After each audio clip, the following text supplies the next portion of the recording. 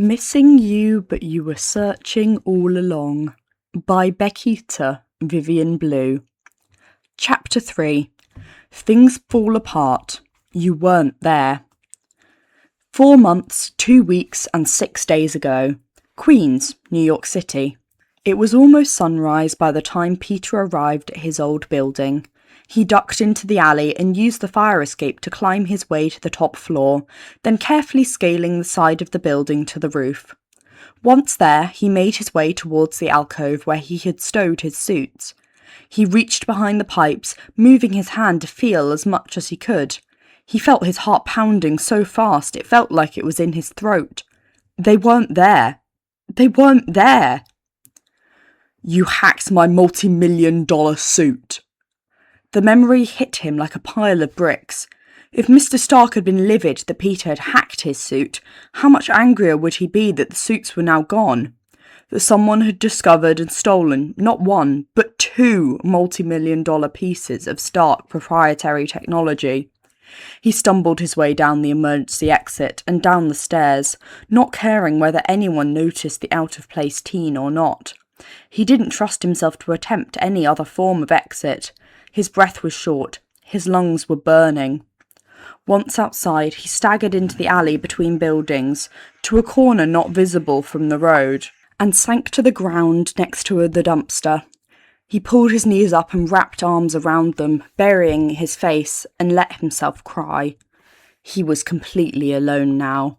Even if he could find the Starks, there was no way Mr. Stark would help him. Not after he lost the suits. The man would never let him near his tech ever again. Spider-Man was officially gone, and Peter thought he might not be far behind. 4 months, 2 weeks and 4 days ago. Royal Hospital, Wakanda. Pepper paced the corridor outside her husband's room, waiting for Friday to connect her with Peter's caseworker, Kathy Morris. While Tony was adamant that this situation wasn't her fault, she still felt guilt gnawing at the pit of her stomach. Soon, she breathed. She'd feel better once Peter had been retrieved, and she could pull him into her arms. "Hello?" Kathy finally answered the phone. "Yes, this is Pepper Potts Stark. I'm calling about Peter Parker. I believe my lawyers have been in contact." Pepper greeted, forcing herself to keep her voice friendly and calm. Yes, I see that here." The woman faltered slightly, as if taken off guard as to who was calling her. "We've been trying to get information about Peter Parker, but were told we would need custody first. We were just granted emergency custody," Pepper explained. Yes, I see." The caseworker seemed extremely flustered. Pepper took a deep breath, trying to smother her frustration with the woman. "Could we start the process for custody transfer, please?" she questioned. Well, see, the problem is..." "Yes?" Her irritation was beginning to steep into her voice. "The problem is that we don't know where he is," Kathy finally admitted. "Excuse me?" She sounded every ounce an angry and frustrated billionaire CEO. We don't know where he is," the woman repeated. "He seems to have run away from the group home a few days ago." "And what exactly are you doing to find him?" "Find him? We don't have the resources to track down runaways." Pepper was seething. She kept herself calm long enough to get the address of the group home where Peter had been staying, inform the woman that CPS would be hearing from her lawyers soon, and ended the call. At this point, she didn't know whether to scream or cry. She took a deep breath, steadied herself, and called the lawyers. She then called Happy. After exchanging greetings, she explained the situation to him. "I'll head to the group home to see what I can discover," Happy said as soon as she finished the explanation. Pepper ended the call and headed back to her husband's room. "Transfer started?" he asked eagerly. "We have a problem." She bit her lip nervously, walking over to the bed. "A problem? Are they not going to recognise us as his guardians? because I will take them to court." His voice was rising. Pepper rested a hand on his arm to calm him. "Peter ran away from the group home a few days ago," she said softly, grabbing his hand and squeezing it. "CPS and the police don't have the resources to search for a runaway right now, so they don't know what happened."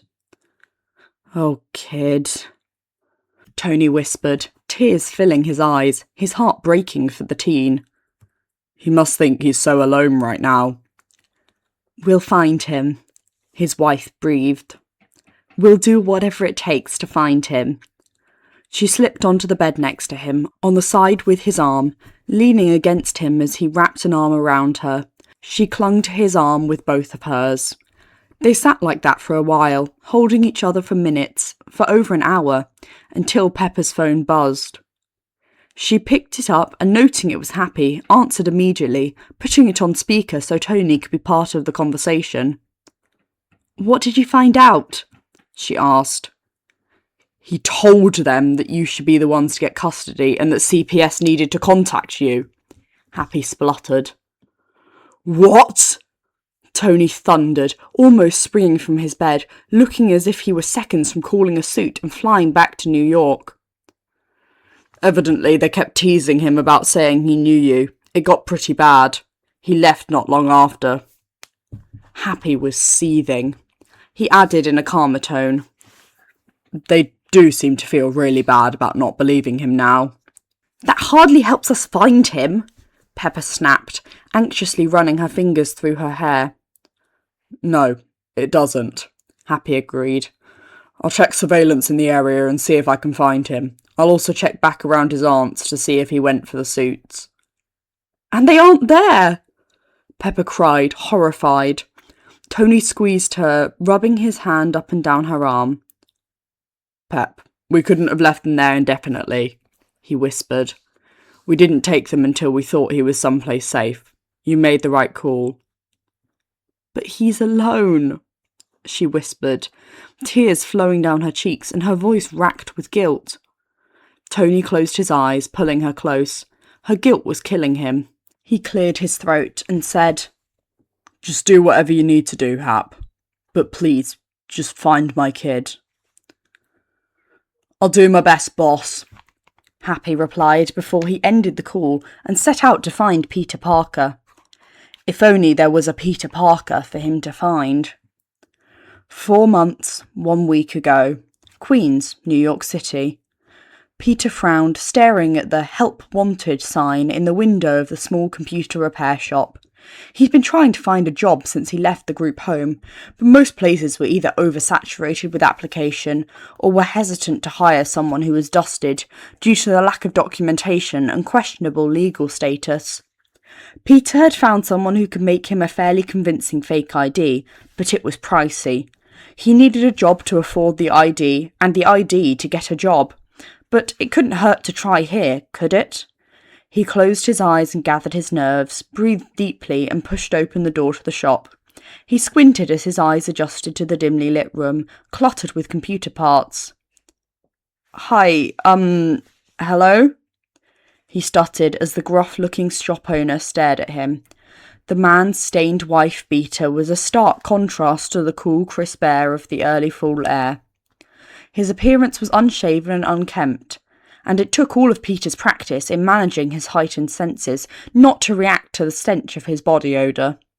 Although, these days Peter was sure he was not any better, and he really needed this job. He hesitantly waved.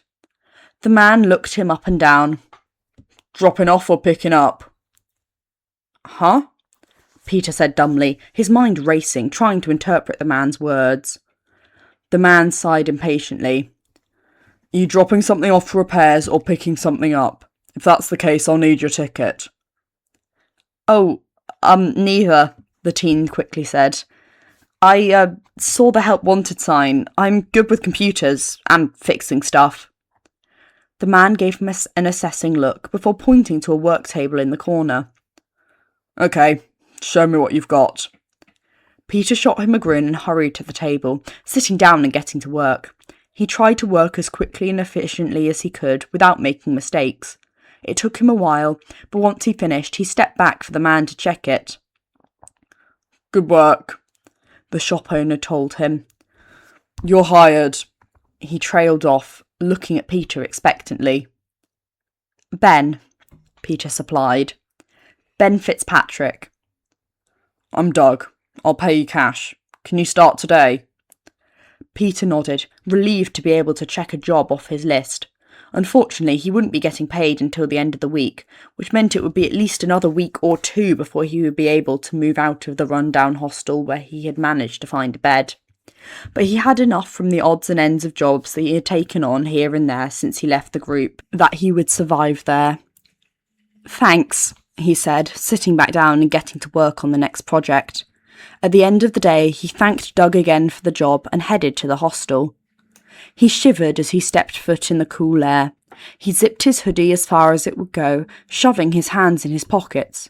It was only mid-September, and the air was already turning cool. This hoodie was not going to last him much longer, and it was the warmest item of clothing he owned. He suppressed a groan, realising that a coat was going to be needed, added to his ever-growing list of expenses. He sniffed and blinked back the tears that suddenly threatened to fall. He missed Aunt May. He missed Mr. Stark, and movie nights in the warmth of the penthouse cuddled next to Mr. Stark, and Pepper's homemade chili. With that thought, his stomach let out a loud rumbling. He blushed and glanced around, hoping no one heard. He stopped off at a bodega to grab something to eat. He settled for a few 50-cent cans of an off-brand ravioli, hoping the high calories and dense pasta would be filling enough to stave off his hunger. He shoved his purchases into his bag and trudged back to the rundown hostel. The kitchen was grimy and stained. The cookware and dishes that were available to use had all seen better days. Thankfully, no one was using the stove, so he rinsed out a pan and dumped his pasta into it, heating on the lone working burner of the stove. After it heated, he opted to eat straight from the pan over the sink. May, Pepper, and Tony would all have a conniption if they caught him doing that. But they weren't there to catch him. May would never be there again, and he wasn't so sure he would see Tony and Pepper again, or if they would want to see him again either. He wasn't Spider-Man, and he wasn't Peter Parker. He didn't exist legally. He wasn't sure he even existed at all. He blinked back yet another wave of tears and washed his dishes before retreating to his top bunk. The crowded dorm room was almost as overwhelming as the group home, but at least here people let him be. Around him conversation buzzed, but he felt separated from it, as if he were watching, but not really there. People were everywhere, yet here he was, huddled in a corner of a bed, in a crowded room, surrounded by people, and he had never felt more alone. Tony felt like screaming.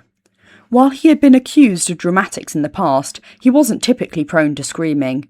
He might make an exception for this. Happy was needed back at SI. Steve had decided to stay when returning the stones and was now really old. Rhodey had work he needed to do for the government, and he was stuck here in Wakanda, growing stronger by the day, able to move around and already planning the surgery to implant the sensors needed for his prosthetic, but still stuck in Wakanda, still unable to be out there looking for his kid who was somewhere in New York City, lost and alone. "Do we have anyone who can help?" Pepper questioned, the helplessness in her voice echoing his own. "Sam needed to travel to Louisiana to help his sister with a family emergency, but said when he got things settled with her that he'd return. Bucky is still out searching. Rhodey is taking some time off this weekend to help," Happy explained. "I also managed to track down Peter's friends, Ned and Michelle. They both also blipped and have returned to their families.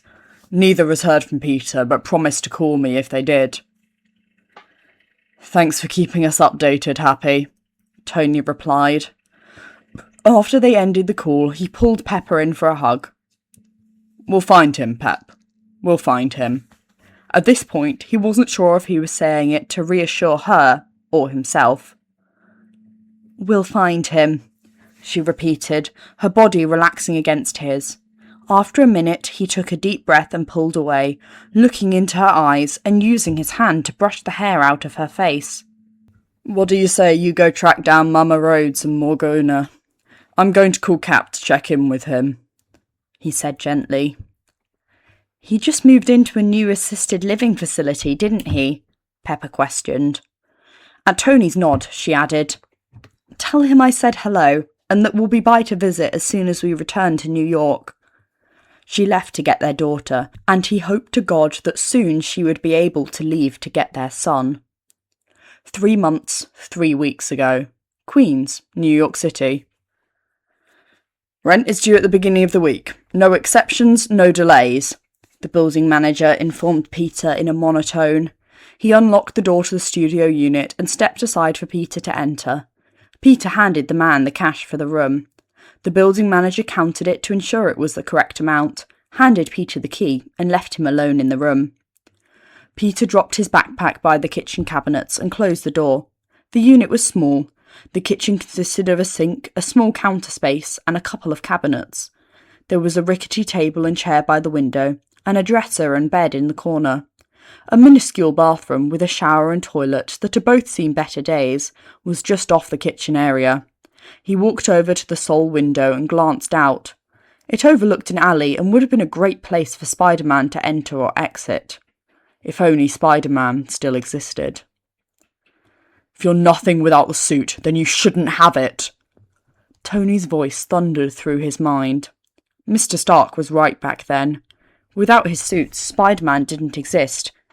And now, Peter Parker didn't exist either. He was 18-year-old Ben Fitzpatrick, alone and on his own.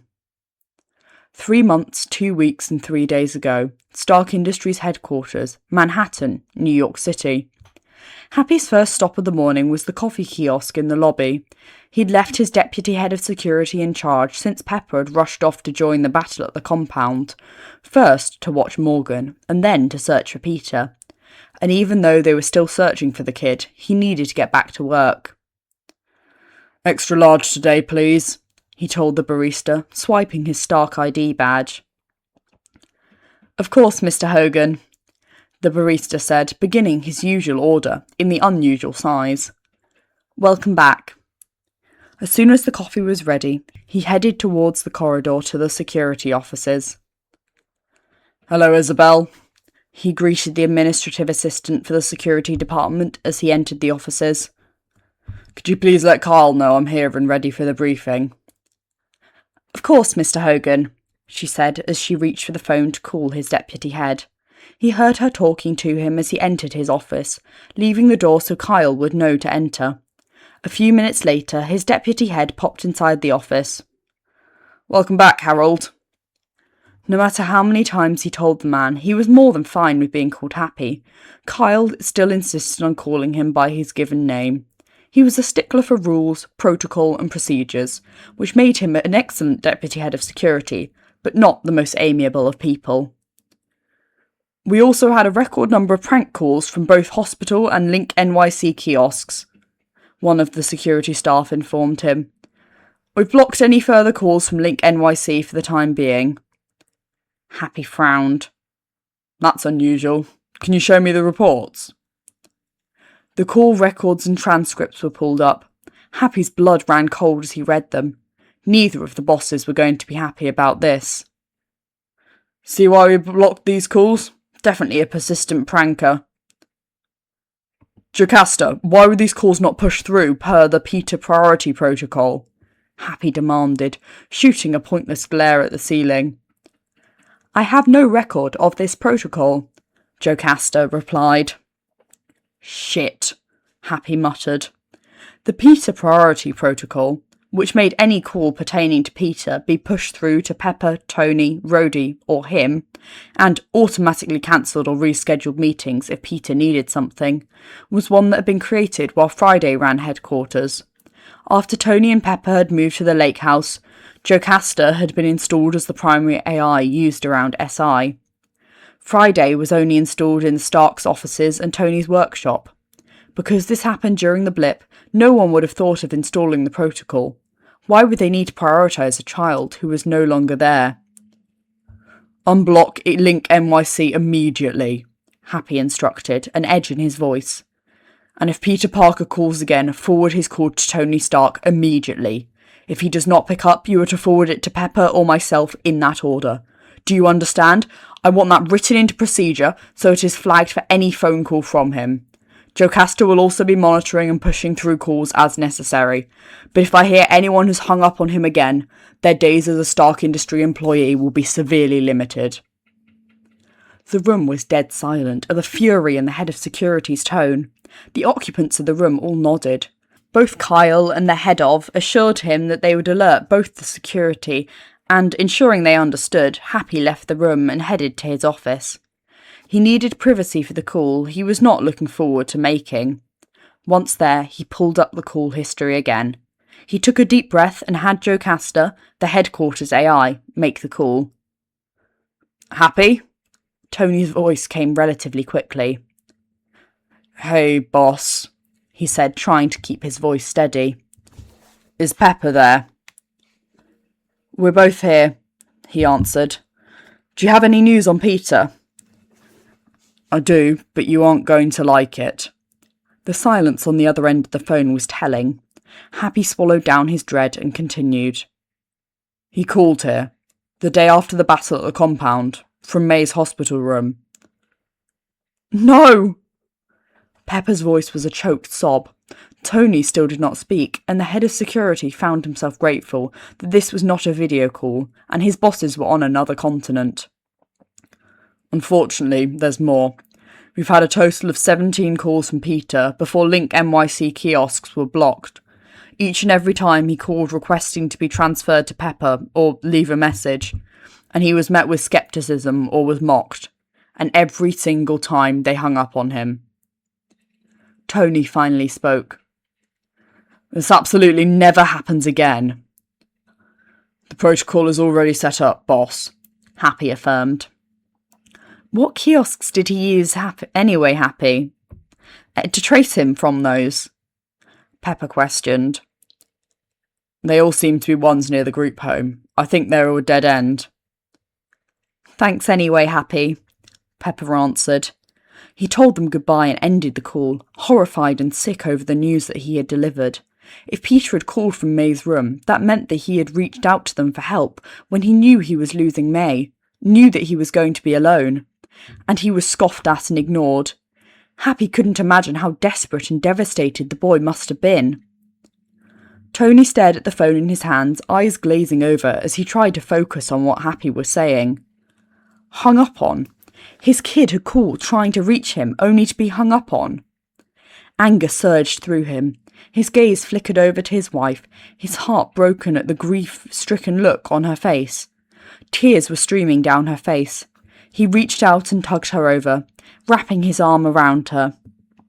He thanked Happy and let the phone drop to the bed so he could rub his wife's back. Pepper rested her head against his good shoulder, sobbing. We will find him, Pep, he whispered. I don't care if I have to tear this city apart. We will find him. What have I done? She wept. This is all my fault. Tony soothed her, holding her tighter. Pep, love, it's not your fault. You've been looking so hard for him since you realised he was missing. It isn't your fault at all. I don't blame you. I've never blamed you. I'll bet Pete doesn't either. If it's anyone's fault, let's blame Thanos. Pepper chuckled at that. Blame Thanos, she repeated. Yup, Tony repeated, kissing her brow. Blame Thanos. I'll feel better when we're back in New York, Pepper admitted. It just feels like it would be better when we're closer. The doctor said soon. I'm defying all odds, as per usual. Tony smirked, trying to mask his own anxiety. His kid was missing, but he also knew his wife was a wreck with guilt and regret. He was trying his best not to let his own panic about Peter show, in an effort to prevent Pepper from feeling even worse. Daddy! Morgan chose that moment to come sliding into the room. She clambered over her mother and onto her father's lap. Hey, Morgana, he greeted, moving his arm from Pepper to keep his daughter from toppling over. What have you been doing today? Grandma and I saw lions and giraffes and elephants, the girl explained, voice bubbling with enthusiasm. Tony looked up and caught Roberta's eye from where she was standing just inside the doorway. Sounds like you've had an eventful day, Mama Rhodes. Yes, the woman agreed, smiling fondly at her surrogate son. She walked into the room and joined the family, sitting in a chair next to the couch. Morgan is great at keeping people on her toes, much like her father. Pepper snorted. That's an understatement. I want to be like Daddy, Morgan said, snuggling close to the man. And like Peter, he's the bestest because he's Spider-Man. Tony's smile didn't quite reach his eyes as he agreed. Yes, Peter is the best. Roberta gave the couple a sympathetic smile as Pepper reached over and squeezed her husband's arm. Morgan, meanwhile, nodded exuberantly, almost toppling off of Tony's lap once more because of how much she was bouncing with excitement. More than anything, Tony wanted to find his kid and bring him home so he could meet his younger sister. And by the expression on Pepper's face, he knew she was longing for that as well. Thank you for listening, and I really hope you enjoyed this chapter. Have a lovely rest of your day.